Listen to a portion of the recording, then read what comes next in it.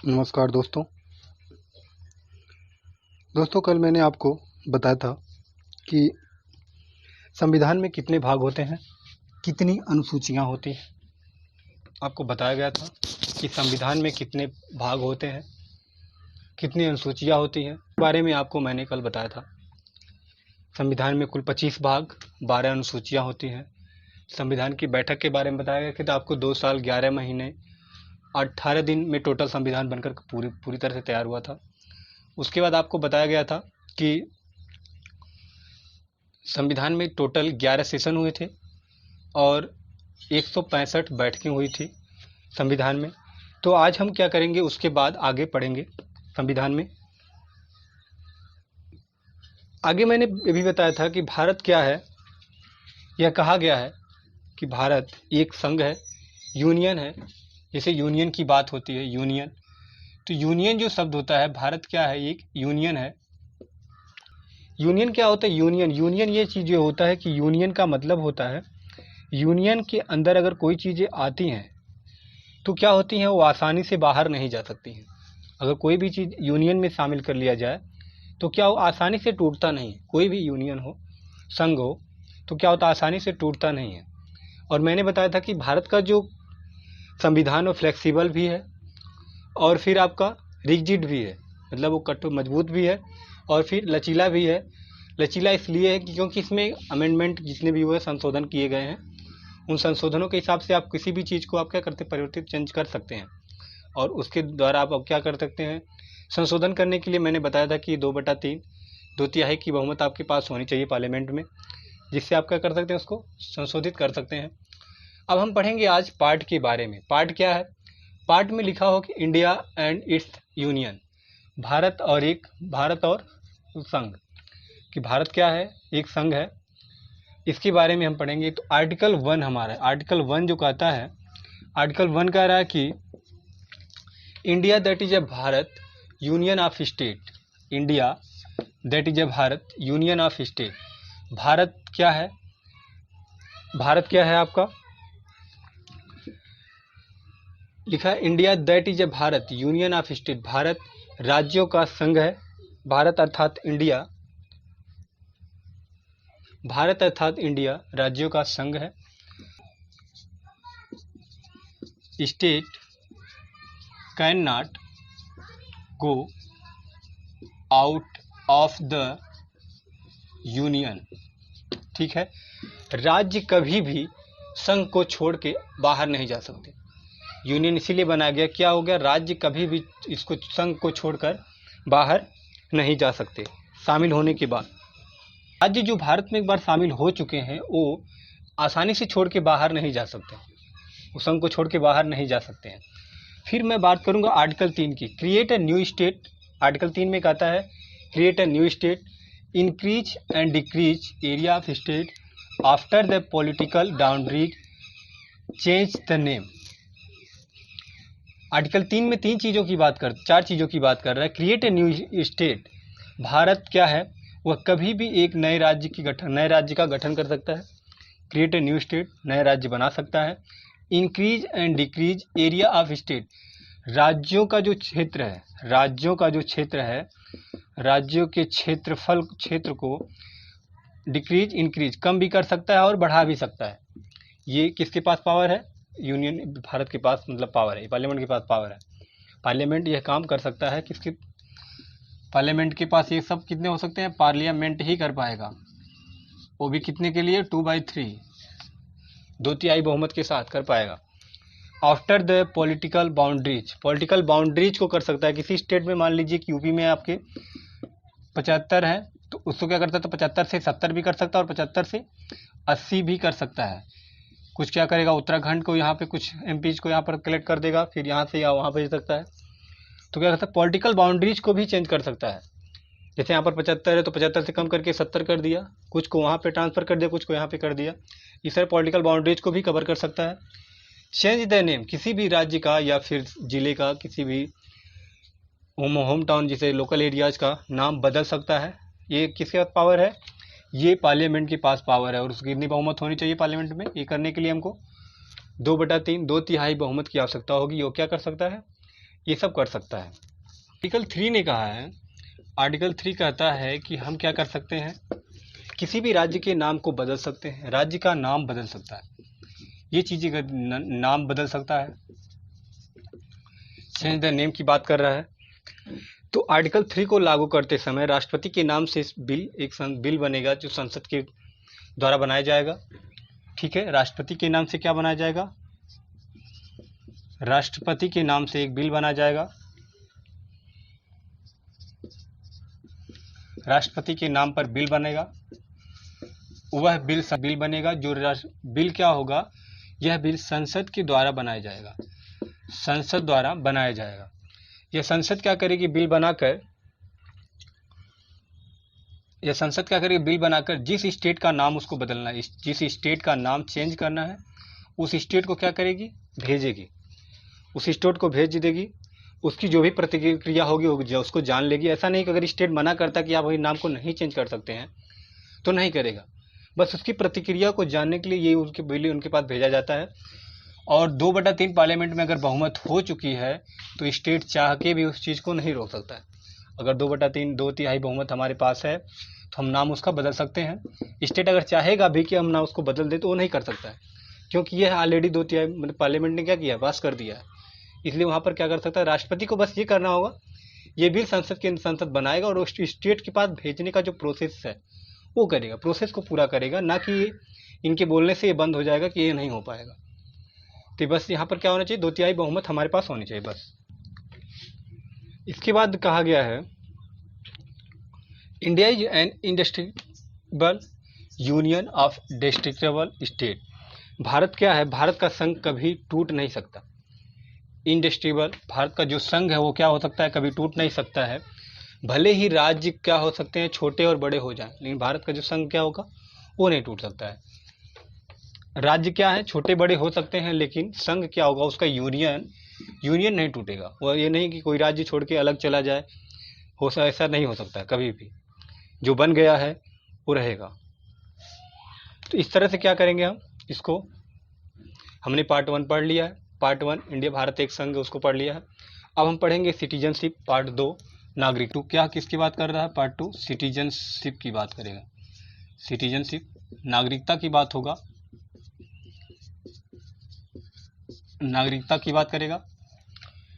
Part 2 में नागरिकता की बात की गई है कि जब भारत आज़ाद हुआ था तो उसके बाद क्या हुआ, कुछ लोग क्या हो गया वहाँ चले गए, कुछ आ गए थे, कुछ ऐसा हुआ कि कुछ लोग पाकिस्तान, भारत के थे, पाकिस्तान में चले गए, कुछ लोगों की ज़मीन चली गए। तो एक लाइसेंस डेट बनाया गया 19 जुलाई 1948। एक लाइसेंस डेट बनाया गया कि स्टेट के पहले जो भारत आया है, स्टेट के जो पहले भारत आया है उसे भी क्या होगी, नागरिकता दी जाएगी। जैसे पाकिस्तान से भारत आने का आर्टिकल 5 में क्या हो गया, पाक से जो पाकिस्तान से पाक टू इंडिया, ठीक है। भारत से पाकिस्तान से जो भारत आया था, पाकिस्तान से भारत आने वालों को दिया गया था नागरिकता, जो 19 जुलाई 1948 के पहले आ गए थे। आर्टिकल 6 में India to Pakistan, India to Pak date निकाला गया कि 1 मार्च 1947, उन मार्च 1947 तक जो जाना चाहता है वह जा सकता है, निर्धारित की गई। उसके बाद आर्टिकल, ये था आपका 7 हो गया। आर्टिकल 8 जो अनुच्छेद 8 कहता है कि कोई भी विदेशी व्यक्ति, कोई भी फॉरेनर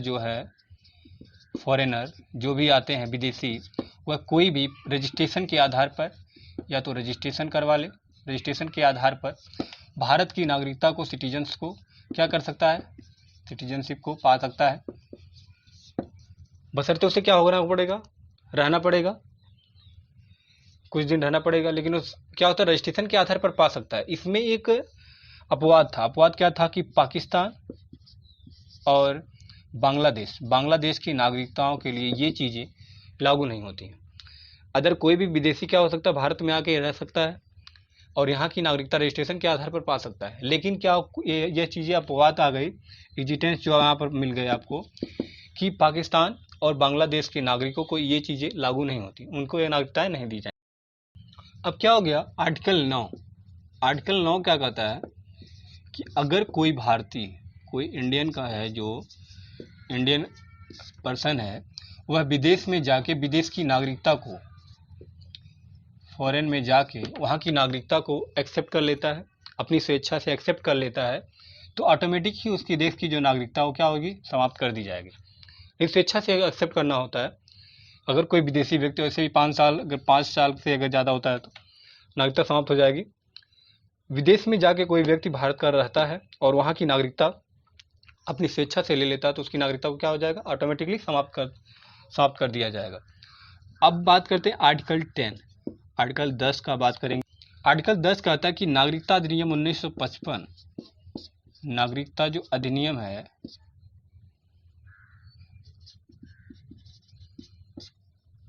अधिनियम 1955, सिटीजनशिप एक्ट 1955 के आधार पर आपकी नागरिकता बनी रहेगी। नागरिकता अधिनियम 1955, सिटीजनशिप एक्ट 1955 के आधार पर आपकी नागरिकता क्या होगी, बनी रहेगी।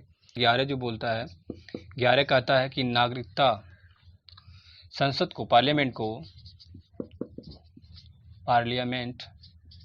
को सिटीजनशिप नागरिकता संबंधी अधिनियम पर क्या होगा, कानून बनाने का क्या है, अधिकार प्राप्त है। पार्लियामेंट को क्या है, सिटीजनशिप एक्ट पर या सिटीजनशिप पर लॉ बनाने का पूरी तरह से अधिकार है। किसके तहत, आर्टिकल 11 के तहत। और ये पार्लियामेंट तभी लॉ बनेगा जब कितना हो जाएगा, 2/3, 2/3 बहुमत से पास होगा, तभी बनेगा। ये चीज़ें आप याद रखना। कभी भी पार्लियामेंट जो भी लॉ बनाती है या कानून बनाती है, उसमें 2/3 बहुमत की ज़रूरत पड़ती है। कभी भी कोई भी कानून बनाएगी तो ये चीज़ें आपको याद रखना होगा। पार्लियामेंट जब भी कानून बनाएगी तो क्या करेगी, 2/3 बहुमत से पास होना चाहिए। जो भी लॉ होगा 2/3 बहुमत से पास होना चाहिए, तभी वह क्या करेगा, वह चीज़ें बनेगा। ये चीज़ें आप ध्यान में रखेंगे। तो जैसा कि ये बताया गया कि आपका पार्ट 1 में बताया गया भारत एक संघ है। दूसरे पार्ट में बताया गया आपको नागरिकता किस आधार पर मिल सकती है। नागरिकता जन्म के आधार पर भी दी जाती है, वंशानुगत आधार पर, जैसे आपके दादा बाबा रहते हैं तो आपको मिल जाती है। तीसरा आपको जन्म के आधार, मतलब जन्म मतलब होता है आपका यहाँ पर जन्म हुआ है, तब भी आपको मिल जाएगी। अब जन्म के आधार पर सबको नागरिकता नहीं दी जाती है। ऐसा नहीं है कि कोई भारत से अगर विदेशी आता है, अब किसी चीज़ को देखने के लिए आया, वहाँ इसका जन्म हो गया, तो वो जन्म के आधार पर जो नागरिकता का जो प्रोसेस बनाया गया है, जन्म के आधार पर, ये जन्म के आधार पर माता या पिता में से किसी एक का जन्म भारत में होना चाहिए। माता या पिता में से किसी एक को भारत की नागरिकता अगर प्राप्त होती है, उस बेस पे आपको इंडिया की जो नागरिकता, भारत की नागरिकता आपको दी जाएगी। लेकिन ये चीज़ें होना चाहिए, किसी एक का होना चाहिए, या तो माता का हो या तो पिता का हो। वंशानुगत क्या होता था, पहले क्या होता था, पिता की नागरिकता के आधार पर दे दिया जाता था। बाद में क्या हुआ कि आपको ये, मतलब महिलाओं ने इन्होंने केस किया कि अब ये नागरिकता पिता के आधार पर क्यों दी जाती है, मेरे आधार पर भी होनी चाहिए। तो मतलब उसको फिर बदल दिया गया। तो माता या पिता में से किसी एक का जन्म भारत में होना चाहिए, जिसके आधार पर आपको नागरिकता दे दी जाती है। वंशानुगत आधार मैंने बताया, जन्म के आधार पर हो जाता है। फिर चीज़ें होती है, क्या होती है, अगर मान लीजिए अगर जन्म के आधार पर होता तो कोई विदेशी आता, विदेशी यहाँ पर आया किसी चीज़ को देखने के लिए, अगर आया आगरा ताज कोई भी देखने के लिए आया, आगरा का ताज हुआ, लाल किला देखने आया, जन्म हो गया, तो आप उसका क्या होता था, मिसयूज होने लगता, फिर दिक्कत हो जाती। तो फिर उसके इसीलिए क्या किया गया कि माता पिता में से किसी एक का जन्म भारत में हुआ, इस आधार पे क्या करने लगे, नागरिकता देने लगे। वंशानुगत आपको दी ही जा रही है। फिर रजिस्ट्रेशन के आधार, रजिस्ट्रेशन या पंजीकरण के आधार पर देने नागरिकता मिल रही है, आधार हो जाएगा, रजिस्ट्रेशन के आधार पर हो जाएगी। फिर उसके बाद क्या है, अब क्या 5 साल रहना पड़ेगा। रहने के बाद आपको क्या क्या करेंगे, रहने के बाद अब उस रजिस्ट्रेशन करने के लिए आपका मतलब हो जाएंगे, रजिस्ट्रेशन कर सकते हैं। 5 साल अगर रह जाएंगे, उसके बाद आप क्या करते हैं, रजिस्ट्रेशन कर सकते हैं। रजिस्ट्रेशन करने के बाद आपको भारत सरकार, ऐसा नहीं कि रजिस्ट्रेशन आपने कर दिया तो आपको गवर्नमेंट ने मतलब रहने का परमिशन दे दिया, नहीं हो सकता। जब तक रजिस्ट्रेशन करेंगे उस पर इंडियन गवर्नमेंट उस पर विचार करेगी कि आपको नागरिकता दी जाएगी या नहीं दी जाएगी। अगर उसके बाद तब जाके वो नागरिकता देती है। ऐसा नहीं कि आपने रजिस्ट्रेशन कर दिया तो आप भारत के नागरिक बन गए, ऐसा नहीं होता। जब तक वो चीज़ें गवर्नमेंट देख नहीं लेती, आपको नागरिकता जब तक ना देती, तब तक आप भारत के नागरिक नहीं माने जाएंगे। भारत के नागरिक और भारत अदर में क्या फ़र्क होता है, ये चीज़ हम बताएंगे।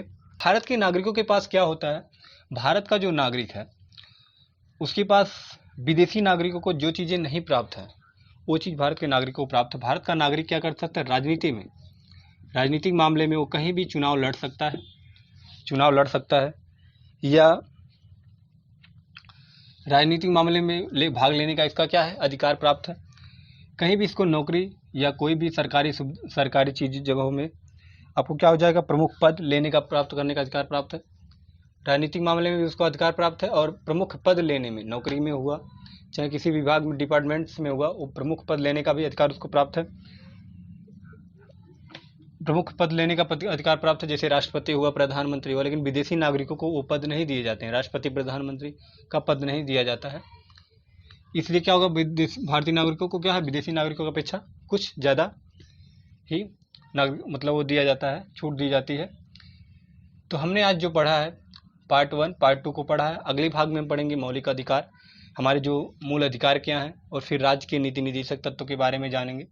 तो फ्रेंड्स, हमारे वीडियो चैनल को लाइक करें और शेयर करते रहें और ज़्यादा से ज़्यादा सब्सक्राइब करें, क्योंकि अभी तक सब्सक्राइब्स की संख्या बहुत कम है। तो अगर आप सपोर्ट करेंगे तो मैं आपको और भी वीडियो बनाकर भेजता रहूँगा।